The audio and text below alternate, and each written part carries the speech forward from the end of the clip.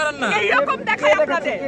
আমি যদি না বলি এখান থেকে বাইরে যেতে পারবেন না স্যার, মাথায় রাখেন। ব্রাহ্মণবাড়িয়া ২ আসনে উঠান বৈঠকে বাধা দেওয়ার জেরে আচরণবিধি প্রতিপালনে নিয়োজিত নির্বাহী ম্যাজিস্ট্রেটের সঙ্গে স্বতন্ত্র প্রার্থী রুমিন ফারহানার বাকবিতণ্ডার ঘটনা ঘটেছে।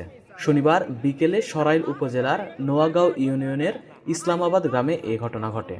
পরে আচরণবিধি লঙ্ঘনের অভিযোগে ৪০,০০০ টাকা জরিমানা করা হয়। রুমিন ফারহানার এক অনুসারী জরিমানার এই টাকা পরিশোধ করেন। পারলে থামাই দেন। আজকে আমি ভদ্রতা করে থামাইছি, next time কিন্তু আপনাদেরকে বুড়া আঙ্গুল দেখায় আপনারা কিছু করতে পারেন না। এইরকম দেখায় আপনাদের। খোঁজ নেন, প্রশাসনে বসে আছেন, খোঁজ নেন। আমরা অভিযোগ দিছি বললাম বুড়া আঙ্গুল দেখায় বসে।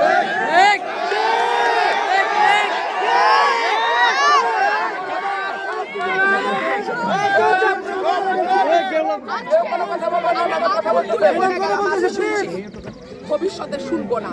আর আমার এই আমি যদি না বলি এখান থেকে বাইরে যেতে পারবেন না স্যার, মাথায় রাখেন।